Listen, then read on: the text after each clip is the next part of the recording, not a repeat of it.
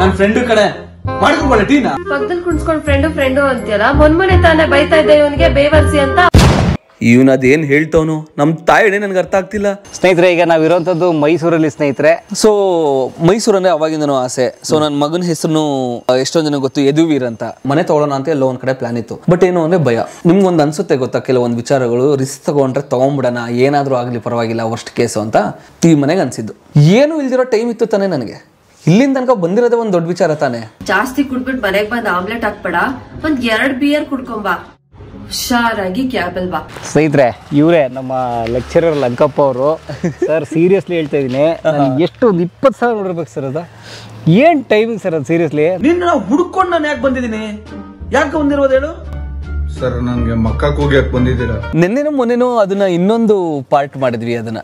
ಹೌದಾ? ಲೆಕ್ಚರರ್ ಲಂಕಪ್ಪ ಇದನ್ನ. So basically ಅದು ಹೇಗೆ ಕ್ಯಾರೆಕ್ಟರ್ ಹುಟ್ಟಿದ್ದು ಗೊತ್ತಾ ಮಜಾ? ಎಲ್ಲರೂ ಇದನ್ನ ಮಾಡ್ತಿದ್ರು ಗೊತ್ತಾ, ಗಾಡಿಗಳು ರಿವ್ಯೂ ಮಾಡ್ತಿದ್ರು, ಮಾಮೂಲಿ ವೆಹಿಕಲ್ ರಿವ್ಯೂ ಮಾಡ್ತಿರಲ್ಲ ಸ್ನೇಹಿತರೆ. ನೋಡಿ, ಜೀಪ್ ಹಿಂಗಿದೆ, ಈ ಹಮ್ಮರ್ ಹಿಂಗಿದೆ. ಎಕ್ಸಾಕ್ಟ್ಲಿ, ನನಗೂ ಅದನ್ನ ಮಾಡೋದಕ್ಕೆ ಇಷ್ಟ. ಬಿಕಾಸ್ ನನ್ಗೆ ಮುಂಚೆನೂ ನನ್ನ ಹತ್ರ ಗಾಡಿಗಳು ಕ್ರೇಜ್ ಜಾಸ್ತಿ ಇತ್ತು, ಗಾಡಿಗಳಂದ್ರೆ ಇಷ್ಟ. ಬಟ್ ಎಲ್ಲರೂ ಗಾಡಿ ತಗೊಂಡು ಅದ್ರ ಬಗ್ಗೆ ಮಾತಾಡ್ತಾರೆ. ನಾನು ಹಾಗೆ ಮಾಡಿದ್ರೆ ಮಜಾ ಇರಲ್ಲ, ಅಂದರೆ ಸೇಮ್ ಟು ಸೇಮ್ ಆಗುತ್ತೆ ಅಂತ. ಇವಾಗ RX ಬಗ್ಗೆ ಮಾತಾಡಬೇಕು, ಸ್ಪ್ಲೆಂಡರ್ ಬಗ್ಗೆ ಮಾತಾಡಬೇಕು ಅಂದಾಗ ಆಯಾ ಗಾಡಿಗಳಿಗೆ ಅದ್ರದೇ ಆದ ಒಂದು ಗುಣಗಳಿರುತ್ತೆ. ಕರೆಕ್ಟ್. ಇವಾಗ ನೀವು RX ಅಂದಿದ ತಕ್ಷಣ ನಮಗೆ ತಲೆಯಲ್ಲಿ ಬರೋದು ಏನೋ ಅಂದ್ರೆ ನಮ್ಮ ಏರಿಯಾ ಫೈನಾನ್ಷಿಯರ್ಗಳು, ರೌಡಿಗಳು, ಸೌಂಡ್ ಮಾಡ್ಕೊಂಡು ಹೋಗೋದು. ಸ್ಪ್ಲೆಂಡರ್ ಅಂದಿದ ತಕ್ಷಣ ನನ್ನ ಕಾಲೇಜ್ ಟೀಚರು, ಇಲ್ಲ ಅಂದ್ರೆ ಮಿಡಿಲ್ ಕ್ಲಾಸ್ ಒಬ್ರು, 1-2-3 ಮಕ್ಕಳು, ನಾವು ಅಂಕಲ್ಗಳು ಎಲ್ಲ ಸೇಮು. ಸೊ RX ಮಂಜಾ ಅಂತ ಹುಟ್ಟಿದ್ದು RX ಗಾಡಿಯಿಂದ. ಲೆಕ್ಚರರ್ ಲಂಕಪ್ಪ ಬರೀ ಸ್ಪ್ಲೆಂಡರ್ ಗಾಡಿ ಬಗ್ಗೆ ಮಾತಾಡೋದಕ್ಕೆ ಅಂತ ಹುಟ್ಟಾಕಿದ ಕ್ಯಾರೆಕ್ಟರ್ ನಾನು. ಅಂದ್ರೆ ಹೇಗೆ ಅಂತ ಅಂದ್ರೆ, ಇವಾಗ ನೋಡಪ್ಪ, ನಮ್ಮ ಸ್ಪ್ಲೆಂಡರು, ನನ್ನ ಮಗ 1,00,000 cc ಇರೋ ಗಾಡಿ ಕೇಳ್ತಾ ಇದ್ದಾರೆ. ನಮ್ಗಿದು 10-15 ವರ್ಷದಿಂದ ಗಾಡಿ ಬರ್ತಾ ಇದೆ. ನನಗಿಬ್ರು ಮಕ್ಕಳಿದ್ದಾರೆ, ಅವ್ರನ್ನೆಲ್ಲ ಕರ್ಕೊಂಡು ಹೋಗ್ತಾ ಇದ್ದೀನಿ. ಸೊ ಯೂಶಲಿ ಒಂದು ಗಾಡಿನ ಹೆಂಗ್ ಡೈರೆಕ್ಟ್ ಆಗಿ ಹೇಳೋ ಬದಲು ಒಂದು ಕ್ಯಾರೆಕ್ಟರ್ ಮೂಲಕ ಹೇಳಿದ್ದು. ಓಕೆ, ಅದನ್ನ ಬಳಸುವ ಒಂದು ಕ್ಯಾರೆಕ್ಟರ್ ಹಿಡ್ಕೊಂಡ್ಬಂದು ಸುಮ್ಮನೆ ಲೆಕ್ಚರರ್ ಲಂಕಪ್ಪ ಅನ್ನೋದು ನನ್ನ ಫ್ರೆಂಡ್ ಮನೆ ಬಾಡಿಗೆಗೆ ಇದ್ದಿದ್ದು. ಅವ್ರ ಓನರ್ ಹೆಸರು ಲಂಕಪ್ಪ. ಅವರು ಟ್ರಾವೆಲ್ಸ್ ಏನೋ ಬಿಸ್ನೆಸ್ ಮಾಡ್ತಿದ್ರು. ಸೊ ಲಾ ಮತ್ತೆ ಲಾ ಚೆನ್ನಾಗಿರುತ್ತೆ ಅಂತ ಲೆಕ್ಚರರ್ ಲಂಕಪ್ಪ ಅಂತ ಹೆಸರಿಟ್ಟಿದ್ರು, ರೈಮಿಂಗ್. ಸುಮ್ಮನೆ ಆ ಥರ. ಬಟ್ ಅದು ಜನಕ್ಕೆ ಸ್ಪ್ಲೆಂಡರ್ ಅಷ್ಟೇ ಆ ಕ್ಯಾರೆಕ್ಟರ್ ಕನೆಕ್ಟ್ ಆಗೋಯ್ತು. ನೀನು ವಿಡಿಯೋ ಮಾಡಿದ್ದು ತಪ್ಪಲ್ಲ ಕಣ. ಆ ಖಜೂರ್ಗೆ ಅಣ್ಣ ಅಂತಿದ್ಯಲ್ಲ, ನೀನೆಷ್ಟು ದೊಡ್ಡ ಖಜೂರು. ಸ್ನೇಹಿತರೆ, ಈಗ ನಾವಿರುವಂತದ್ದು ಮೈಸೂರಲ್ಲಿ ಸ್ನೇಹಿತರೆ ಅಂತ ಅನ್ಕೋತಾ ಇಲ್ಲ, ಅನ್ಕೋಬೇಡಿ ದಯವಿಟ್ಟು. ನಾವೀಗ ಮೈಸೂರಲ್ಲಿಲ್ಲ, ಬೆಂಗಳೂರು. ತುಂಬಾ ಜನ ಕನ್ಫ್ಯೂಸ್ ಮಾಡ್ಕೊಂತಾರೆ ಮೈಸೂರು ಅಂತ. 2 ವರ್ಡ್ ಪ್ಲೇ ಅಂದ್ರೆ ನನ್ನ ಸೂರು ಅಂದ್ರೆ ನನ್ನ ಮನೆ. ಆಮೇಲೆ ನನಗೆ ನನ್ನ ಹುಟ್ಟಿ ಬೆಳೆದಿಲ್ಲ ಬೆಂಗಳೂರು, ನನ್ನ ತಂದೆ ತಾಯಿ ಎಲ್ಲ ಕುಣಿಗಲ್ಲು, ತುಮಕೂರವ್ರೆ. ಬಟ್ ನನಗೆ ಮೈಸೂರು ಅಂದ್ರೆ ತುಂಬಾ ಇಷ್ಟ. ನಮ್ಮಮ್ಮ ಯಾವಾಗ್ಲೂ ಹೇಳೋರು, ನೀನ್ ಚೆನ್ನಾಗಿ ದುಡಿದು ಸೆಟ್ಲ್ ಆದ್ಮೇಲೆ ಮೈಸೂರಲ್ಲಿ ಒಂದು ಮನೆ ಮಾಡ್ಕೊಂಡು ದೂರ ಯಾರ್ದು ಇದಿಲ್ದರೆ. ಬಿಕಾಸ್ ಮೈಸೂರಲ್ಲಿ ನಮ್ಮ ತಲೆಯಲ್ಲಿ ಅದೆಲ್ಲ ಬರೋದು, ವೈಡ್ ರೋಡ್ಸು, ಕಾಮ್ ಜನ, ವಾತಾವರಣ ಎಲ್ಲ ಹಾಗೆ ಎಲ್ಲ. ಸೊ ಅವಾಗಿಂದನೂ ಮೈಸೂರು ಮೇಲೆ ಆಸೆ ಇತ್ತು. ಆಮೇಲೆ ಓದ್ತಾ ನಾನು ನಮ್ಮ ಪೂರ್ಣಚಂದ್ರ ತೇಜಸ್ವಿ ಅವ್ರದ್ದು ಬುಕ್ಕಲ್ಲಿ ಓದ್ತಿರ್ಬೇಕಾದ್ರೆ ಅಣ್ಣನ ನೆನಪು ಅಲ್ಲಿ ಕುವೆಂಪು ಅವರು ಕುಲಪತಿಗಳಾಗಿದ್ರಲ್ಲ ಮೈಸೂರು ವಿವಿಯಲ್ಲಿ. ಸೊ ಅವ್ರು ಮೈಸೂರು ಬಗ್ಗೆ ವಿವರಣೆ ಮಾಡಿದಾಗ ಒಂದು ಬುಕ್ ಎಷ್ಟು ಇಂಪ್ಯಾಕ್ಟ್ ಮಾಡ್ಬೋದು ನೋಡಿ. ಜಸ್ಟ್ ಬುಕ್ಕಲ್ಲಿ ಓದಿದ್ದು ನನಗೆ ಮೈಸೂರು ಮೇಲಿನ ಪ್ರೀತಿ ದುಪ್ಪಟ್ಟಾಗೋಯ್ತು ಒಂಥರ. ಸೊ ಮೈಸೂರನ್ನೇ ಅವಾಗಿಂದನೂ ಆಸೆ. ಸೊ ನನ್ನ ಮಗನ ಹೆಸರು ಎಷ್ಟೊಂದು ಜನ ಗೊತ್ತು, ಯದುವೀರ್ ಅಂತ. ಸೊ ಮೈಸೂರು ರಾಜರು ಇದ್ರ ಮೇಲೆ ಇಟ್ಟಿದ್ದು. ಅಂತ ಹೆಸರು ಬಂತು, ಯದುವೀರ್ ಅಂತ. ನನ್ನೊಂದು ಗಾಡಿ ಇದೆ, ಅದನ್ನ K09 ಅಲ್ಲೇ ಹೋಗಿ ರಿಜಿಸ್ಟರ್ ಮಾಡಿಸ್ಕೊಂಡ್ ಬಂದಿರೋದು. ಸೊ ಸುಮಾರು ವಿಚಾರಗಳಿಗೆ ಇವಾಗ ಪ್ರೀತಿ ಯಾಕೆ ಮಾಡ್ತೀಯ ಅಂದ್ರೆ ಅದಕ್ಕೆ ಅರ್ಥ ಇರಲ್ಲ, ನೀವು ವಿವರಣೆ ಕೊಡೋದಕ್ಕಾಗಲ್ಲ, ಲಾಜಿಕ್ ಇರಲ್ಲ, ಎಕ್ಸ್ಪ್ಲನೇಷನ್ ಇರಲ್ಲ. ಪ್ರೀತಿ ಹೇಗೆ ಹುಟ್ಟಿತು ಅಂತ ಅದಕ್ಕೆ. ಇವಾಗ ನಿಮ್ದೇನಾರು ಆಸ್ತಿ ಇದೆಯಾ, ನಿಮ್ದೇನಾರು ಅಲ್ಲಿ ಜಾಗ ಇದೆಯಾ, ಎಂಥದೂ ಇಲ್ಲ ನಮ್ದಲ್ಲಿ. ಸ್ಪೆಸಿಫಿಕ್ ಆಗಿ ರೀಸನ್ ಏನು ನನಗೆ ಗೊತ್ತಿಲ್ಲ. ಬಟ್ ನಾನು ಬೇಜಾರದಾಗೆಲ್ಲ ಮೈಸೂರಿಗೆ ಹೋಗ್ತೀನಿ, ಒಂಥರ ಖುಷಿ. ಸೊ ಮೈಸೂರಲ್ಲಿ ಹುಟ್ಟಿಲ್ಲ, ಇಲ್ಲ ಮೈಸೂರಲ್ಲಿ ಬೆಳೆದಿಲ್ಲ, ಯಾರು ರಿಲೇಟಿವ್ಸು ಇಲ್ಲ, ಮೈಸೂರು ಯಾವ್ದು ಹಳೆ ಡವ್ ಇಲ್ಲ, ಅದನ್ನ ಒಂದು ಅರ್ಧ ಗಂಟೆ ಯೋಚನೆ ಮಾಡಿ ಲಿಸ್ಟ್ ತೆಗ್ದು ಇಲ್ಲ ಮೈಸೂರಲ್ಲಿ ಯಾರು ಇಲ್ಲ ಪಾಪ ಅವ್ರ ಮೇಡಮ್ ಬೈತಾರೆ ಅವ್ರಿಗೆ. ಇಲ್ಲ ಪಾಪ ಅವ್ರಿಗೆಲ್ಲ ಗೊತ್ತು ಅಂತ ಅನ್ಕೊಂಡಿದ್ದಾರೆ, ಅವ್ರಿಗೇನು ಗೊತ್ತಿಲ್ಲ. ಬಟ್ ಮೈಸೂರು ಅದೊಂಥರ. ಮೈಸೂರಲ್ಲಿ ಆಸ್ತಿ ಇಲ್ಲ, ಹಣ ಇಲ್ಲ, ಅಂತಸ್ತಿಲ್ಲ, ಏನು ಇಲ್ಲ, ಆದ್ರೆ ಮೈಸೂರು ಬಗ್ಗೆ ಪ್ರೀತಿ ಇದೆ. ಮೈಸೂರು ಬಗ್ಗೆ ಪ್ರೀತಿ ಇದೆ ನನ್ಗೆ. ಯಾವಾಗ್ಲೂ ಕಲೆ ಅಂತ ಬಂದ್ರೆ ಮೈಸೂರು ಅಂತ ಅನ್ಸುತ್ತೆ, ಸಾಹಿತ್ಯ ಅಂತ ಅಂದ್ರೆ ಮೈಸೂರು ಅಂತ ಅನ್ಸುತ್ತೆ. ಮೈಸೂರು ಅಂದ್ರೆ ಅರಮನೆ ನಗರ, ರಾಜರಿದ್ದ ಜಾಗ. ಹೌದು. ಹಂಸಲೇಖ ಆಡೇ ಬರೆದ್ಬಿಟ್ಟವ್ರೆ. ಎಷ್ಟೊಂದು ಜನ ರಘು ವೈನ್ ಸ್ಟೋರ್ ಅಂತ ಹೆಸರು ನೋಡಿ ಯಾರೋ ಬಾರ್ ಓನರ್ ಅನ್ಕೊಂಡಿದ್ರಂತೆ. ಅವ್ರಿಗೆ ಬಾರ್ ಓನರ್ ಎಲ್ಲ ಹಿಂಗೆಲ್ಲ ಮಾಡ್ತಾನಲ್ಲ ಅಂತ, ಕಾಮಿಡಿ ಮಾಡ್ತಾನಲ್ಲ ಸೈಕ್ ಅಂತ. ಬಟ್ ಏನು ಅಂತಾನೆ ಮುಂಚೆ ಒಂದು ಆ್ಯಪ್ ಬರ್ತಿತ್ತು US ಅಲ್ಲಿ, ವೈನ್ಸ್ ಅಂತ, VINES. So short format content TikTok ಇಂತ ಮುಂಚೆ ಬಂದಿದ್ದೆ ಆ ವೈನ್ಸ್ ಅನ್ನೋ ಒಂದು ಆ್ಯಪ್ ಅಲ್ಲಿ. ಅಂದ್ರೆ ಈ ಕಂಟೆಂಟ್ ಕ್ರಿಯೇಷನ್ ಈಗ ಟಿಕ್ಟಾಕ್ ಬಂತು, ಅದಕ್ಕಿಂತ ಮುಂಚೆ ವೈನ್ಸ್ ಅಂತ ಇತ್ತು. 8 second, 10 second, 16 seconds purest form of content. ತುಂಬಾ ಎಡಿಟಿಂಗ್ ಇಲ್ಲ, ಏನೂ ಇಲ್ಲ, ಒಂದೇ ಫ್ರೇಮ್ ಅಲ್ಲಿ ಇಬ್ಬಿಬ್ರನ್ನ ತೋರಿಸಿ ಮಾಡೋ ಒಂದು 16 ಸೆಕೆಂಡ್ ಕಾಂಟೆಂಟ್. ಓಕೆ. ಸೊ ಇವಾಗ ಹೇಗೆ ಇವ್ನು ರೀಲ್ಸ್ ಮಾಡ್ತಾನೆ ಅಂತಾರೋ, ವಿಡಿಯೋ ಮಾಡ್ತಾನೆ ಅನ್ನಲ್ಲ, ಇವ್ನು ರೀಲ್ಸ್ ಮಾಡೋನು, ಇವ್ನು ಯೂಟ್ಯೂಬ್ ಮಾಡೋನು ಅಂತಾರಲ್ಲ, ಅದೇ ತರ ವೈನ್ಸ್ ಮಾಡೋನು ಅಂತ ಅವಾಗಲ್ಲಿ ಇತ್ತು. ಓಕೆ. ಇಂಡಿಯಾಗ್ ಬಂದು ಅದು ಫೇಮಸ್ ಆಗೋ ಅಷ್ಟಾಗೆ ಕಂಪನಿ ಮುಚ್ಚೋಯ್ತು. ಬಿಕಾಸ್ ಟಿಕ್ಟಾಕ್ ಅದನ್ನ ರೂಲ್ ಮಾಡಕ್ ಬಿಡ್ತು. ಕರೆಕ್ಟ್. ಸೊ ಇವಾಗ ಹಿಂದಿಲೆಲ್ಲ ನೋಡ್ರೆ Ashish Chanchlani vines, BBK vines, so ಅದೇ ವೈನ್ಸ್ ಇದೂನು.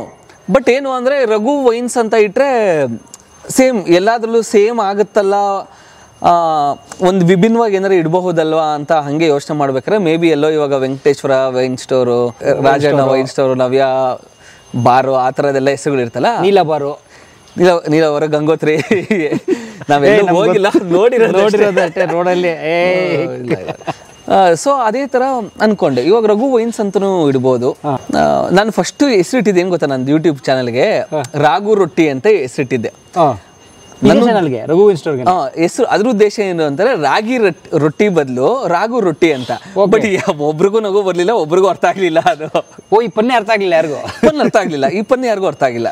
ನಾನು ರಾಗಿ ರೊಟ್ಟಿನ ರಘು ರೊಟ್ಟಿ ಅಂತ ಮಾಡಿದ್ದು, ಯಾರಿಗೂ ಅರ್ಥ ಆಗ್ಲಿಲ್ಲ. Then I was like Raghu wine store ಅಂತ. ಅಂದ್ರೆ ಅವಾಗೆಲ್ಲ ಏನು ಒಂದು 100, 150, 200 ಸಬ್ಸ್ಕ್ರೈಬರ್ಸ್ ಇರೋ ಅಂತ ಒಂದು ಟೈಮ್ ಅನ್ಸುತ್ತೆ ಅದು. ಓಕೆ. ಸೊ ಇಷ್ಟೆಲ್ಲ ಮಾಹಿತಿ ಜೊತೆಗೆ ವೆಲ್ಕಮ್ ನಿಮ್ಮೆಲ್ಲರೂ. ಇಲ್ಲೇ ಒಂದು 4 ಗಂಟೆ ಮುಗಿಸ್ಬಿಟ್ವಿ ವೈನ್ ಸ್ಟೋರ್ ಕತೆಗೆ. ನೋಡಿ ಹೇಗಿರುತ್ತೆ ಕಂಟೆಂಟ್ ಕ್ರಿಯೇಟರ್ಸ್ ಲೈಫ್. ಇದು ಬರೀ ಸ್ಯಾಂಪಲ್ ಸ್ನೇಹಿತರೆ, ತುಂಬ ಒಳ್ಳೆ ವಿಚಾರಗಳಿದೆ ಮಾತಾಡೋಕ್ಕೆ. ರಘುವರು ಅಂದರೆ ನಮ್ಮ ಚಾರ್ಲಿ ಚಾಪ್ಲಿನ್ ಕೂಡ ಹೇಳ್ತಾರಲ್ಲ, ನಗಿಸೋದಕ್ಕೆ ಹೆಚ್ಚು ತಾಕತ್ತು ಬೇಕಂತೆ. ಅಂದರೆ ಅಳಿಸೋದಕ್ಕೆ ಬೇಡ ಅಂತೇನಿಲ್ಲ, ಅಳಿಸೋಕ್ಕೂ ಬೇಕು.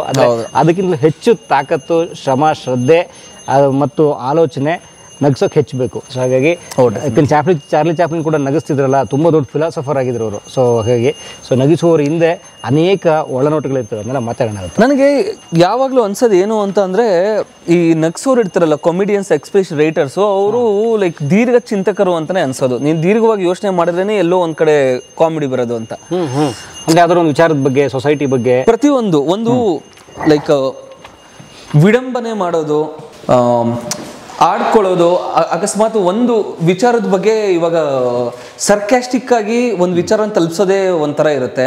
ಅದನ್ನ ನಿಮ್ಮ ಮಕ್ಕಕ್ಕೆ ಹೊಡೆದ ಹಾಗೆ ರೂಡ್ ಆಗಿ ತಿಳಿಸೋದು ಒಂದಿರುತ್ತೆ.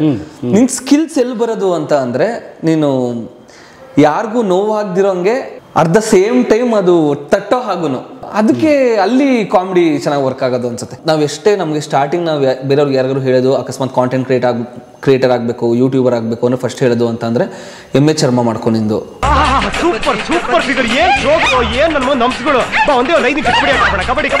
ಬಟ್ ನಾನು 9ನೇ ಕ್ಲಾಸ್ ಇರಬೇಕಾದ್ರೆ ಉಪೇಂದ್ರ ನೋಡಿದಾಗ ಲಾಸ್ಟಲ್ಲಿ ಇದ್ದಿದ್ದು ಕ್ಲೈಮ್ಯಾಕ್ಸ್ ನನ್ನ ತಲೆಗೆ ಹೋಗ್ಲಿಲ್ಲ. ನನಗೆ ತಲೆ ಫುಲ್ ಇದ್ದಿದ್ರು ಹಿಂಗಿರ್ಬೇಕು, ನಾನು ನಿನ್ನ ಮಕ್ಕದ ಮೇಲೆ ಹೇಳೋದು, ನನಗೆ ಇಲ್ಲಿಗೆ ಫಿಲ್ಟರ್ ಇಲ್ಲ ಅಂತ. ನಮ್ಮಮ್ಮ ಉಗ್ಗಿಯವರು ಅಲ್ಲಿ, ನೀವು ಉಪೇಂದ್ರ ಅವ್ರನ್ನ ಇಂಟರ್ವ್ಯೂ ಅಲ್ಲಿ ನೋಡೋ, ಅವ್ರು ಎಷ್ಟು ಡೀಸೆಂಟ್ ಆಗಿದ್ದ, ನೀನ್ ಯಾಕೋ ಹಿಂಗ್ ಆಡ್ತಿದ್ಯಾ, ಅದು ಫಿಲಮು ಅಂತ. ಬಟ್ ತುಂಬಾ ವರ್ಷಗಳು, ತುಂಬಾ ಮೆಚೂರ್ ಆದ್ಮೇಲೆ ನನಗೆ ಅರ್ಥ ಆಗಿದ್ದು, ಉಪೇಂದ್ರ ಅನ್ನೋದು ಫಿಲಮ್ ಬೇರೆ, ಅದ್ರಲ್ಲಿ ಇದ್ದಿದ್ದು ಏನು ಅಂದ್ರೆ 3 ಹೀರೋಯಿನ್ಗಳು, 3 ನಮ್ಮಲ್ಲಿ ಜನಕ್ಕಿರೋ ಲಸ್ಟ್ ಆಗ್ಲಿ, ದುಡ್ಡಿನ ಒಂದು ಇದಾಗ್ಲಿ, ಅದನ್ನ ರೆಪ್ರೆಸೆಂಟ್ ಮಾಡುತ್ತೆ. ಲಾಸ್ಟಲ್ಲಿ ಉಪೇಂದ್ರ ಒಂದು ಇದನ್ನ ಗಾಜಿನ ಹೊಡೆದಾಗ ತನ್ನಲ್ಲಿರೋ ಒಂದು ಅಹಮ್ಮು, ಕೆಟ್ಟ ಬುದ್ಧಿನೆಲ್ಲ ಹೊಡೆದಾಕಿ ಹೊಸ ಮನುಷ್ಯನಾಗಿ ರೂಪ ಹೋಗ್ತಿರೋದು. ಎಂತ ಫಿಲಮು, ಎಂತ ಒಂದು ಮೆಟಾಫೋರ್, ಎಂತ ಒಂದು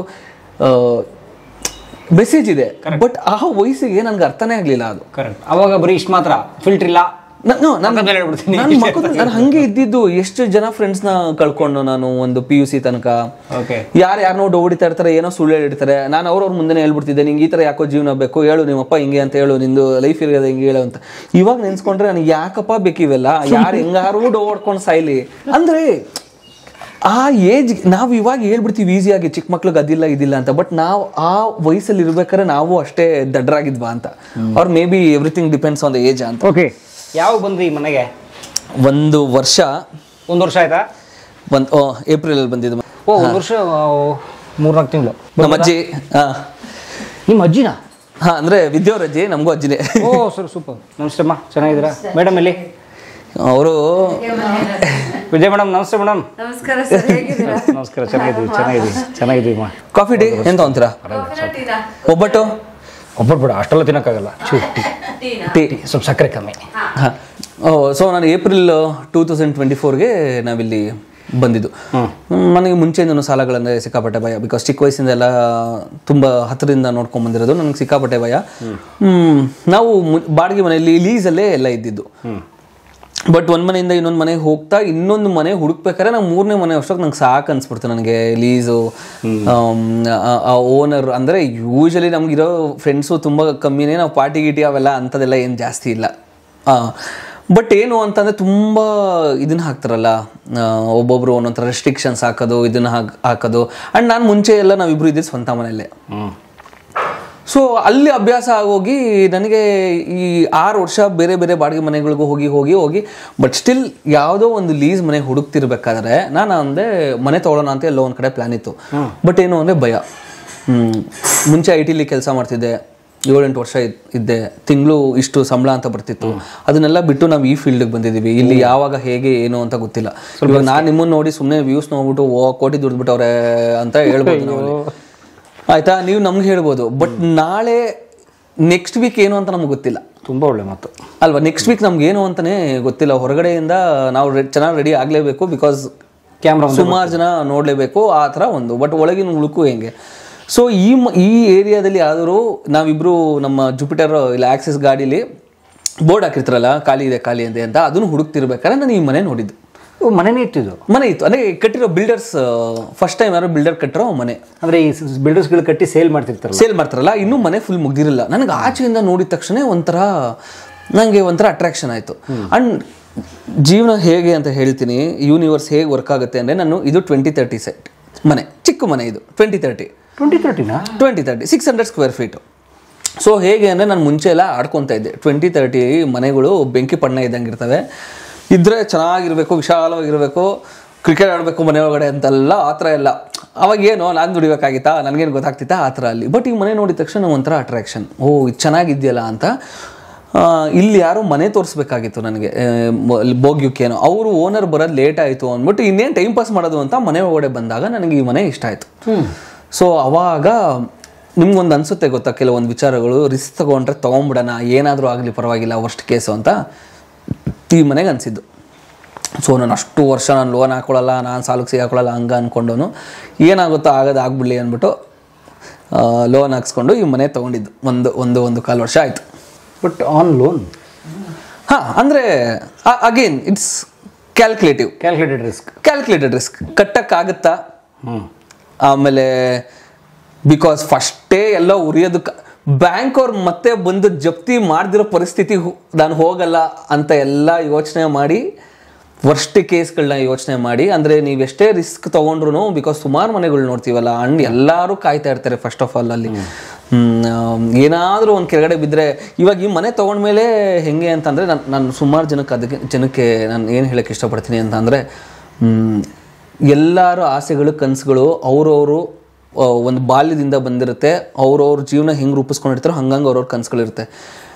ನಾವು ನಮ್ಮ ದೃಷ್ಟಿಯಿಂದ ಅವ್ರ ಕನಸುಗಳನ್ನ ನಾವು ಒಂದು ತಕ್ಕಡಿಲಿ ತೂಗಬಾರ್ದು. ಅಂದರೆ ಇವಾಗ ಫಸ್ಟು ಬಂದಿದ ತಕ್ಷಣ ನಂಗೆ ಸಿಕ್ಕಾಪಟ್ಟೆ ಬೇಜಾರಾಗಿದ್ದು ಅಂದರೆ, ನಮಗೆ ಯಾರೋ ಪರಿಚಯ ಇರೋರೆ ಏನು ಸ್ವಲ್ಪ ದೊಡ್ಡದು ಕಟ್ಬೋಯ್ತಲ್ಲ, 30-40 ಕಟ್ಬೋಯ್ತಲ್ಲ, 60-40 ಕಟ್ಬೋಯ್ತಲ್ಲ, ದೊಡ್ಡದು ಮಾಡಬಹುದಿತ್ತಲ್ಲ. ನನಗೂ ಗೊತ್ತು ಇದು. ಬಟ್ ಇರೋ 2-3 ಬೇಜಾರಾಗೋಯ್ತು. ಅವಾಗ ಅನ್ಸಿದ್ದೇನು ಅಂತಂದರೆ, ನಾವು ಯಾಕೆ ಜನ ಹಿಂಗೆ, ಯಾಕೆ ಎಲ್ಲಾದ್ರ ಮೇಲೂ ಕಮೆಂಟ್ ಹಾಕಬೇಕು? ನೀನು ಯಾಕೆ ಇನ್ನೊಬ್ರು ಖುಷಿಯಾಗಿರೋಕ್ಕೆ ಸಾಧ್ಯ ಇಲ್ಲ? ನೀನು ಖುಷಿಯಾಗಿರೋಕ್ಕೆ ಆಗಲಿಲ್ಲನೂ ಪರವಾಗಿಲ್ಲ, ನೀನು ನನ್ನನ್ನು ಸಂಭ್ರಮಿಸ್ಲಿಲ್ಲನೂ ಪರವಾಗಿಲ್ಲ, ಕೆಳಗಡೆ ಕೇಳಿತೀಯ. ಇವಾಗ ಸುಮಾರು ಜನ ಯಾಕೆ ಅಂತಂದರೆ, ಆಚೆ ನೋಡಿದವರೆಲ್ಲ ಹೇಗೆ ಒಂದು ಪೋಸ್ಟ್ ಎಲ್ಲ ನೋಡಿದ್ದೆ, ಏನು ಅಂತಂದರೆ ಯೂಟ್ಯೂಬ್ ಹಣದಿಂದ ಕೋಟಿ ರೂಪಾಯಿ ಮನೆ ಖರೀದಿ ಮಾಡಿದಾರ ಇನ್ಸ್ಟೋರ್ ಅಂತ ಕಳಿಸ್ತೀನಿ, ಅದು ಹಾಕೋರೆ ಚೆನ್ನಾಗಿರುತ್ತೆ ವಿಡಿಯೋದಲ್ಲಿ. ಆ ಥರ ಇಲ್ಲ. ಸೊ ಆಚೆಯಿಂದ ನೋಡಿದವ್ರು ಹೆಂಗಿರುತ್ತೆ, ಒಳಗಡೆ ಬಂದವ್ರಿಗೆ ಹೆಂಗೆ ಕಮೆಂಟ್ ಮಾಡ್ತಾರೆ ನೋಡಿ ಅಂತ, ಎಷ್ಟು ವ್ಯತ್ಯಾಸ. ಸೊ ನಾವಾದರೂ ಆಗಲಿ, ಜನ ಆದರೂ ಆಗಲಿ, ಮೇ ಬಿ ಯಾರೋ ಒಂದು ನಮ್ಮ ಹತ್ರ 20 ಲಕ್ಷದ ಗಾಡಿ ಇರ್ಬೋದು, ಕಾರ್ ಇರ್ಬೋದು, ಯಾರೋ ಒಬ್ಬ 2 ಲಕ್ಷದ ಸೆಕೆಂಡ್ಸ್ ತೊಗೊತಾನೆ ಅಂದ್ಕೊಳ್ಳಿ, ಅದಕ್ಕೂ ನಾವು ಅಪ್ರಿಷಿಯೇಟ್ ಮಾಡಬೇಕು. ಮತ್ತೆ ಮೇ ಬಿ ಅವನ ಕೈಗೆ ಅವನ್ ಬಂದಿರೋ ಪರಿಸ್ಥಿತಿಯಿಂದ ಅದು ಅವನಿಗೆ ಅದು ವಿನ್ನೇ ಅದು. ಸೀರಿಯಸ್ಲಿ ನಾವು ಹೇಗೆ ಸಕ್ಸಸ್ನ ಡಿಫೈನ್ ಮಾಡ್ತಾ ಇದೀವಿ ಅಂತ, ಸಕ್ಸಸ್ನ ಹೇಗೆ ಡಿಫೈನ್ ಮಾಡ್ತೀರಾ? ಚಿಕ್ಕ ವಯಸ್ಸಿಂದ ನಮಗೆ ಬಾಲ್ಯದಿಂದ ಸಮಾಜ ಹೇಗೆ ಕಾಸು ಇಂಪಾರ್ಟೆಂಟ್ ಅಂತ ಹೆಂಗೆ ತಲೆ ತುಂಬಿಸಿದ್ದಾರೆ ಅಂತ ಅಂದರೆ, ನನಗೆ ಇವಾಗ್ಲೂ ನಿಮಗೆ ಸಕ್ಸಸ್ಸು ನೆಮ್ಮದಿ ಎಲ್ಲ ಹಣಕ್ಕೆ ನಾವು ಸಮೀಕರಣ ಮಾಡಿಬಿಟ್ಟು ಇವಾಗ ವಾಟ್ ಎಕ್ಸಾಕ್ಟ್ಲಿ ಸಕ್ಸಸ್ ಅಂತ, ನಿಂಗೆ ಎಷ್ಟು ಬಂದರೆ ಸಕ್ಸಸ್ಸು, ಎಷ್ಟು ಕಾಸು ಬಂದರೆ ಸಕ್ಸಸ್ಸು, ನಂಗೆ ಆ ಪ್ರಶ್ನೆಗೆ ಒಂದೊಂದ್ಸಲ ಉತ್ತರನೇ ಸಿಗಲ್ಲ. ಆ್ಯಂಡ್ ನಮ್ಮಲ್ಲೆಲ್ಲ ಇವಾಗ ಯೂಟ್ಯೂಬಲ್ಲಿ ನೋಡ್ತಾ ಇರ್ತೀವಿ, ಆ ಕ್ರಿಯೇಟರಿಂದ ಇಷ್ಟು ದುಡ್ಡು ದುಡಿತಾ ಇರ್ತಾರೆ, ಈ ಕ್ರಿಯೇಟರ್ ಇಷ್ಟು ದುಡ್ಡು, ನಿಮ್ಮದು ಬಂದಿರುತ್ತೆ ಕಲಾ ಮಾಧ್ಯಮದ್ರದ್ದು ಎಷ್ಟು ತಿಂಗಳಿಗೆ ಇದು ಅನ್ನೋ ಥರ ಅಲ್ಲಿ. ಸೊ ಇನ್ನೊಬ್ಬ ಯಾರೋ ಹೊಸ ಕ್ರಿಯೇಟರ್ ನೋಡಿದವನಿಗೆ, ಹೊಸ ವ್ಯಕ್ತಿ ನೋಡೋನಿಗೆ, ಹೊಸ ಯಾವುದೋ ಒಂದು IT ಕೆಲಸ ಮಾಡ್ತಿರೋನ್ಗೆ ಅವ್ನಿಗೇನು ಅನಿಸುತ್ತೆ ಅಂತ ಅಂದರೆ, ನಂದು ಲೈಫೇ ಅಲ್ಲ, ಇವು ನೋಡಿ ಎಷ್ಟು ಆರಾಮಾಗಿ ಏನೋ ಯೂಟ್ಯೂಬ್ ಮಾಡ್ಕೊಂಡು ದುಡ್ಡು ಮಾಡ್ತಾವ್ರೆ, ಅಥವಾ ಇನ್ನೊಬ್ರು ಯಾರೋ ಒಂದು ಇದನ್ನ ಮಾಡ್ತಾವ್ರೆ. So how do you define success? ನೀವು ಎಲ್ಲ ಹಣದಿಂದನೇ ಎಲ್ಲ ನಾವು ತುಲನೆ ಮಾಡೋದಕ್ಕೆ ಹೋದರೆ ವಾಟ್ ಎಕ್ಸಾಕ್ಟ್ಲಿ ಇಸ್ ಸಕ್ಸಸ್? ಎಲ್ಲಿಗೆ ಬಂದು ನಿಲ್ಲುತ್ತೆ ಸಕ್ಸಸ್ ಡೆಫಿನೇಷನ್ ಅಂತ? ಇನ್ನೊಬ್ರು ಡೆಫಿನೇಷನ್, ನಿಮ್ಮ ಸಕ್ಸಸ್ ಡೆಫಿನೇಷನ್ನ ನಾನು ಹೆಂಗೆ ಅಳಿಯೋದಕ್ಕೆ ಸಾಧ್ಯ? ಬದುಕಿನ ಜರ್ನಿನ ಜೊತೆ ಕಂಪೇರ್ ಮಾಡಿ ಆಕ್ಚುಲಿ ನಾವು ಹಾಳು ಮಾಡ್ತಿದ್ದೀವಿ. ಡೆಫಿನೆಟ್ಲಿ. ಇವಾಗ ನಾನು ಸುಮಾರು ಟೈಮು ನನಗೆ ಇವಾಗಲೂ ನನ್ನ ಇನ್ಸ್ಟಾಗ್ರಾಮ್ ಸ್ಟೋರೀಸ್ ಯಾವಾಗಲೂ ಯಾರ್ಯಾರನ್ನ ಫಾಲೋ ಮಾಡ್ತಿದ್ನೋ ಎಲ್ಲ ಅವ್ರ ಸ್ಟೋರೀಸ್ ಫಾಲೋ ಮಾಡ್ತೀನಿ ಮ್ಯೂಟು. ಏನಕ್ಕೆ ಅಂತಂದರೆ ಇವಾಗಲೂ ಕೆಲವೊಂದ್ಸಲ ಹೆಂಗೆ ಅಂದರೆ, ಯಾರೋ ಒಬ್ಬರು ಕೊರಿಯಾದಲ್ಲಿ ಕೆಲಸ ಮಾಡ್ತಿರ್ತಾನೆ, ಅವನು ಯಾವ್ದಾದ್ರು BMW ಜರ್ಮನಿಲೇ BMW ಕಾರ್ ತೊಗೊಂಡಿರ್ತಾನೆ. ಎಲ್ಲೋ ಒಂದು ಕಡೆ ನಂಗೆ ಸಬ್ಕಾನ್ಷಿಯಸ್ ಮೈಂಡಲ್ಲಿ ನೋಡಿ ನನ್ನ ಫ್ರೆಂಡು ಅವನ ಮೇಲೆ ಹೊಟ್ಟೆ ಉರಿಯಲ್ಲ, ನನಗೆ ನೀನು ಹಾಳಾದರೂ ಉದ್ಧಾರ ಆದರೂ ನನಗೆ ಅದು ಸಂಬಂಧಪಟ್ಟಿದ್ದಲ್ಲ ಅಲ್ಲ, ನಾನು ಎತ್ತದೂ ಇಲ್ಲ, ನೀನು ನನಗೆ ಕೊಡೋದೂ ಇಲ್ಲ. ಅಂದರೆ ಹೇಗೆ ಅಂತಂದರೆ, ಅವ್ನು ತೊಗೊಂಡ ಅನ್ನೋದಕ್ಕಿಂತ ನನ್ನ ಕೈಲಿ ಯಾಕಾಗ್ತಿಲ್ಲ? ಏನೂ ಇಲ್ದಿರೋ ಟೈಮ್ ಇತ್ತು ತಾನೇ ನನಗೆ, ಇಲ್ಲಿಂದ ತನಕ ಬಂದಿರೋದೇ ಒಂದು ದೊಡ್ಡ ವಿಚಾರ ತಾನೇ. ಸೊ ಸೋಷಿಯಲ್ ಮೀಡಿಯಾ ಅಥವಾ ಮುಂಚೆನೂ ಈ ಥರ ಕಂಪ್ಯಾರಿಸನ್ ಇತ್ತೇನೋ, ಇವಾಗ ಮೇ ಬಿ ಸೋಷಿಯಲ್ ಮೀಡಿಯಾದಿಂದ ಇನ್ನೂ ಜಾಸ್ತಿ. ಯಾರೋ ಒಬ್ರು ಪ್ರವಾಸಕ್ಕೆ ಹೋಗ್ತಾರೆ, ಒಬ್ರು ಟ್ರಿಪ್ಪಿಗೆ ಹೋಗ್ತಾರೆ ಯುರೋಪ್ಗೆ, ನಾ ಇಲ್ಲಿ ಮಡಿಕೇರಿಗೆ ಹೋಗ್ತಾ ಇದ್ದೀನಿ, ನೋಡೋರು ಯುರೋಪ್ಗೆ ಹೋಗ್ತವ್ರೆ, ನಾವು ಇನ್ನೂ ಮಡಿಕೇರಿಗೆ ಹೋಗ್ತಾ ಇದ್ದೀವಿ ಅಂತ. ಸೊ ಇಷ್ಟೆಲ್ಲ ಹೇಳ್ತಿರೋದು ನಾನು ಬೋಧನೆ ಮಾಡಬೇಕು ಅಥವಾ ಅಂತಲ್ಲ, ನಾನು ಆ ದಡ್ಡ ಅಂತ ನಾನು ಆ ಥರ ಯೋಚನೆ ಮಾಡಿರೋ ದಡ್ಡ. ಸೊ ತುಂಬ ವರ್ಷಗಳ ಆಮೇಲೆ ರಿಯಲೈಸ್ ಆಗಕ್ಕೆ ಸ್ಟಾರ್ಟ್ ಆಗುತ್ತೆ ಅಲ್ಲಿ. ಈ ಥರ ಅಂದ್ಕೊಂಡು ನಾವು ಏನೂ ಇಲ್ದಿರೋ ಟೈಮಿಂದ ಇಲ್ಲಿಗೆ ಬಂದಿರೋದೇ ಒಂದು ಒಂದು ಒಂದು ಹೆಜ್ಜೆ, ನಾವು ಅದನ್ನ ಮರ್ತೇ ಹೋಗ್ತೀವಲ್ಲ ಅಂತ. ನಿಜ. ಅದಕ್ಕೆ ತೇಜಸ್ವಿದೇ ಒಂದು ಮಾತಿದೆಯಲ್ಲ, ತೇಜಸ್ವಿ ಫ್ಯಾನ್ ಅಂತ ಹೇಳ್ತೀನಿ, ಯಾರಿಗೆ ತಾವು ಇರುವಲ್ಲೇ ಸುಖ ಸಂತೋಷ ನೆಮ್ಮದಿಗಳಿಲ್ಲವೋ ಅವ್ರು ಅದನ್ನ ನೋಡ್ಕೊಂಡು ಎಲ್ಲೋಗೋದು ವ್ಯರ್ಥ. ಓ ಡೆಫಿನೆಟ್ಲಿ. ನನಗೆ ಮಾತೆತ್ತಿದ್ರೆ ಏನು ಆಗ್ಬಿಡ್ತಿದ್ದೆ ಅಂತ ಅಂದರೆ, ಟ್ರಿಪ್ಗಳು ಹೊಟ್ಟೋಗ್ಬಿಡ್ತಿದ್ದೆ ನಂಗೆ ತಲೆ ಕೆಟ್ಟಾಗ. ಸೊ ನನಗೆ ಅವಾಗ ಅನಿಸ್ತು ಏನು ಅಂತ ಅಂದರೆ, ನಿನಗೆ ಮೆಂಟಲ್ ಕ್ಲಾರಿಟಿ ಇಲ್ಲ ಅಂತ ಅಂದರೆ ನೀನು ಯುರೋಪ್ USA ಹೋದ್ರೂ ನಿನ್ನ ತಲೆ ದೇಹನ ಇನ್ನೊಂದು ಕಡೆ ತೊಗೊಂಡೋಗ್ತಿದ್ಯಾ ಅಷ್ಟೇ. ಫಿಸಿಕಲಿ ನೀನು ಇನ್ನೊಂದು ಪ್ರದೇಶಕ್ಕೆ ತೊಗೊಂಡೋಗ್ತಿದ್ಯಾ, ಜಾಗ್ರಫಿಕಲ್ ಜಾಗಕ್ಕೆ ತೊಗೊಂಡೋಗ್ತಿದ್ಯಾ, ಬಟ್ ನಿನ್ನ ಯೋಚನೆಗಳು ಅಲ್ಲೇ ಇದ್ರೆ ಏನು ಡಿಫ್ರೆನ್ಸೇ ಇಲ್ಲ ಅಲ್ವಾ? ಆ್ಯಕ್ಚುಲಿ ಹೌದು. ಭಾಳ ಸಿಂಪಲ್ ಆಗಿ ಬರೆದ್ಬಿಟ್ಟು, ಭಾಳ ಸಿಂಪಲ್. ನಾವು ಇಷ್ಟೊಂದು ಕಾಂಪ್ಲಿಕೇಟೆಡ್ ಆಗಿ ಹೇಳ್ತಾ ಇದ್ದೀವಿ ಅಷ್ಟೇ ಅಲ್ಲಿ. ಸೊ ನೀನು ಹಿಮಾಲಯಕ್ಕೆ ಹೋಗೋದೇನು ಅಂತಾನೆ ಯಾರೋ ಬಂದು ತೊಂದರೆ ಕೊಡಲ್ಲ ಅನ್ನೋ ಥರ. ಓಕೆ. ಇವಾಗ ಮನೆಗಳಲ್ಲಿ ಬಂದು ತಪಾಸ್ ಮಾಡ್ತೀನಿ ಅಂದರೆ ಅರ್ಧ ಗಂಟೆಗೆ ಒಂದ್ಸಲ ಹಾಲು ತೊಗೊಂಬನ್ನಿ, ಕೊತ್ತಂಬರಿ ತೊಗೊಂಬನ್ನಿ, ಇದನ್ನು ತೊಗೊಂಬನ್ನಿ. ಪಾಪ ನಮ್ಮ ವೈಫ್ ಹೇಳಲ್ಲ, ಸುಮ್ಮನೆ ಎಕ್ಸಾಂಪಲ್ಗೆ ಹೇಳ್ತಾರೆ, ಬಟ್ ಹೇಳೋದು ಮೋಸ್ಟ್ ಪ್ರಾಬಬ್ಲಿ ಈ ಥರ ಎಲ್ಲ ಅಕ್ಕಪಕ್ಕದಲ್ಲಿ ಯಾರು. ಬಟ್ ಅದನ್ನೇ ನಾವಿರೋ ಜಾಗದಲ್ಲೇ ನಮ್ಮ ತಲೆಗೆ ಅಂದರೆ ರೆಸ್ಟ್ ಬೇಡ ಅಂತಲ್ಲ, ಹೋಗಿ ಅಂದರೆ ಒಂದು ಪೀಸ್ ಆಫ್ ಮೈಂಡು, ಒಂದು ಚೇಂಜ್ ಆಫ್ ಎನ್ವಿರಾನ್ಮೆಂಟ್ ಎಲ್ಲ ಮುಖ್ಯ. ಬಟ್ ನಾವಿರೋ ಜಾಗದಲ್ಲೇ ನಮಗೆ ಒಂದು ಮೆಂಟಲ್ ಕ್ಲಾರಿಟಿ ಇಲ್ಲ ಅಂದರೆ ಅದು ಎಲ್ಲಿ ಹೋದ್ರೂ ಸಿಗಲ್ಲ. ಅದು ಅದೇ ಮನೆ ಒಂದು ಬೇರೆ ಚೇಂಜ್ ಆಗುತ್ತೆ, ಮೈಂಡ್ ಚೇಂಜ್ ಆಗಲ್ವಲ್ಲ, ಮೆದ್ಲು ಅದೇ ಅಲ್ವಾ. ಸೊ ಮನೆ ಒಳಗಡೆ ಇರೋದು ಚೇಂಜ್ ಆಗಬೇಕು, ಮನಸ್ಸಿನ ಒಳಗಡೆ ಇರೋದು ಚೇಂಜ್ ಆಗಬೇಕು. ಇವತ್ತು ಬೆಳಿಗ್ಗೆ ಎಲ್ಲೋ ಒಂದು ಬುಕ್ಕಲ್ಲಿ ಓದ್ತಾ ಇದ್ದೆ ನಾನು, ಅಂದರೆ ಬಿವೇರ್ ಆಫ್ ಯುವರ್ ಥಾಟ್ಸ್ ಅಂತ. ಬಿವೇರ್ ಆಫ್ ನಿಮ್ಮ ಆಲೋಚನೆಗಳಿಂದ ಸಿಕ್ಕಾಪಟ್ಟೆ ಹುಷಾರಾಗಿರಿ ಅಂತ. ಬಿಕಾಸ್ ಯಾವಾಗಲೂ ಬರೀ ಪಾಸಿಟಿವ್ ಆಲೋಚನೆಗಳೇ ಬರಲ್ವಲ್ಲ, ನೆಗೆಟಿವ್ ಆಗೂ ಬರ್ತಾ ಇರುತ್ತೆ, ಅದರಿಂದ ಹುಷಾರಾಗಿರಿ. ಅಂದರೆ ಕೆಲವೊಂದ್ಸಲ ನಮ್ಮಲ್ಲಿ ನೋಡಿದಿರಲ್ಲ, ಅಲ್ಲಿ ಪ್ಲಸ್ಸು ತುಂಬ ಲೇಟಾಗಿ ಬೇಕು ಅದು ಇಂಪ್ಯಾಕ್ಟ್ ಆಗೋಕ್ಕೆ, ಮೈನಸ್ ಇಷ್ಟಿಷ್ಟೇ ಸಾಕು, ಪಟ್ ಸ್ಪ್ರೆಡ್ ಆಗಿಬಿಡುತ್ತೆ, ಪಟ್ ಸ್ಪ್ರೆಡ್ ಆಗುತ್ತೆ. ಬಟ್ ಅದು ಅಗೇನ್ ಸೈಕಲಾಜಿಕಲ್ ಥಿಂಗ್ ಅನ್ಸುತ್ತೆ ಜನರದು. ಅಂದರೆ ಹೇಗೆ ಅಂದರೆ ಮಸಾಲೆ ಇರೋವಂಥದ್ದು, ಇವಾಗ ನಿಮಗೆ ನಾನು ಮಸಾಲೆ ಪುರಿ ಅಥವಾ ಅನ್ಹೆಲ್ತಿ ಅಂತ ಹೇಳಲ್ಲ, ತುಂಬ ಇದ್ರ ಮ್ಯಾಗಿ ಫುಲ್ಲು ಮಸಾಲೆ ಎಲ್ಲ ಹಾಕ್ಕೊಡ್ತೀನಿ, ಅದನ್ನು ತಿನ್ನು ಅಂತ ಕನ್ವಿನ್ಸ್ ಮಾಡೋದಕ್ಕೆ ಈಸಿನ, ಓಟ್ಸ್ನ ನೀರಲ್ಲಿ ಬೇಯಿಸಿ ಏನು ಇಲ್ದಲೇ ಕೊಡ್ತೀನಿ, ಅದನ್ನು ತಿನ್ನು ಅಂತ ಕನ್ವಿನ್ಸ್ ಮಾಡೋದಕ್ಕೆ ಈಸಿನ? ಇಲ್ಲ, ಸಿಂಪಲ್. ನೂಡಲ್ಸೇ ಈಸಿ ಬಿಕಾಸ್ ಇಟ್ಸ್ ನಾಲ್ಗೆಗೂ ಇದು, ಬಿಕಾಸ್ ನನಗೆ ಗೊತ್ತಿರ ಅಂದರೆ ಅದು ಒಂಥರ ಮಜವಾಗಿರುತ್ತೆ ಮಸಾಲೆ. ನೀನು ಆ ಓಟ್ಸ್ದು ನೀನು ಒಪ್ಸೋದಕ್ಕೆ ನಿನಗೆ ಸೈಂಟಿಫಿಕ್ ರೀಸನ್ ಎಲ್ಲ ಇವ್ರಿಗೆ ಹೇಳ್ಬೇಕಲ್ಲಿ. ಓಟ್ಸಿಂದ ನಿನ್ನ ದೇಹಕ್ಕೆ ಏನು ಉಪಯೋಗ ಆಗುತ್ತೆ, ಹೆಲ್ತ್ ಬೆನಿಫಿಟ್ ಏನು, ಬದನೆಕಾಯಿ ಅವೆಲ್ಲ ಹೇಳಬೇಕು.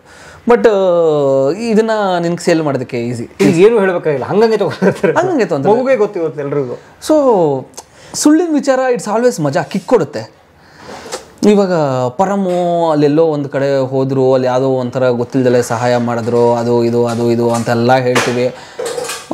ಮತ್ತು ಅವರು ಯಾರಿಗೂ ಗೊತ್ತಿಲ್ಲದೆ ಸಹಾಯ ಮಾಡೋರು ಅಂತ ನಿಂಗೆ ಗೊತ್ತಾಗುತ್ತೋ, ಅದರಿಂದ ಏನೋ ಒಂದು ಉಪಯೋಗ ಇರುತ್ತೆ, ಅವ್ರಿಗೇನೋ ಒಂದು ಒಳ್ಳೇದು ಅನ್ಸ್ಕೊಬೇಕು ಅನ್ನೋ ಚಟ ಇರುತ್ತೆ. ಇಷ್ಟೆಲ್ಲ ಪ್ರಶ್ನೆಗಳು ಬರುತ್ತೆ, ಅವ್ರು ಮಾಡಿರ್ತಾರೋ ಇಲ್ವಾ, 10 ರೂಪಾಯಿ ಕೊಟ್ಬಿಟ್ಟು 50 ರೂಪಾಯಿ ಮಾತಾಡಿರ್ತಾರೆ ಅದು ಇದು ಅಂತ. ನಿಮ್ಮ ಬಗ್ಗೆ ಏನಾದ್ರು ಒಂದು ಕೆಟ್ಟದ್ದು ಹೇಳ್ಕೊಂಡ್ಬರ್ತೀನಿ ಅಲ್ಲಿ. ಅವ್ನು ಯಾರು ಹೋಗ್ತದೆ ಗೊತ್ತಾ, ಮೊನ್ನೆ ಅವನು ಇದನ್ನ ಬೇಕು ಅಂತ ಏನೇನೋ ಮಾಡ್ತಾರಂತೆ ಅದು ಎಲ್ಲ ಅಂತ. ಪರಂ ಯಾರು ಅಂತ ಗೊತ್ತಿರಲ್ಲ, ಕರೆಕ್ಟ್ ಅಂತ ಎಲ್ಲ ಹೇಳ್ಕೊಂಡ್ಬಿಡ್ತಾರೆ. ನಂಗೆ ಅಂತ ಹೇಳ್ಬಿಡ್ತಾರೆ ಅವ್ನು ಕರೆಕ್ಟ್, ನಾನೇ ನೋಡ್ಬಿಟ್ಟಿದ್ದೀನಿ, ನಾನೇ ನನ್ನ ಗಾಡಿ ಡ್ರಾಪ್ ಎಲ್ಲ ಕೊಟ್ಟಿದ್ದೀನಿ ಅಂತ ಹೇಳ್ಬಿಡ್ತಾರೆ ಬೇಕಾರೆ ಅಲ್ಲಿ. So I think it's always perception, ಮಸಾಲೆ, ನೆಗೆಟಿವ್ ಸ್ಪ್ರೆಡ್ಸ್ ಮೋರ್. ಕಾಡ್ಗಿಚ್ಚು ಹರಡೋದಕ್ಕೆ ಎಷ್ಟು ಟೈಮು, ಅದನ್ನ ಆರಿಸೋದಕ್ಕೆ ಎಷ್ಟು ಟೈಮು. ಮತ್ತೆ ಇನ್ನೊಂದು ವಿಚಾರ ನೋಡಿ, ನೆಗೆಟಿವ್ ನ್ಯೂಸು ಇಂಟರ್ನೆಟ್ಟಲ್ಲಿ ಎಷ್ಟು ಬೇಗ ಹರಡ್ಬಿಡುತ್ತೆ. ಸೊ ಅದನ್ನ ಡಿಬಂಕ್ ಮಾಡೋ ಒಂದು ನಿಜ ಸುದ್ದಿ ಬರುತ್ತೆ, ಅದು ಹರಡೋದೇ ಇಲ್ಲ.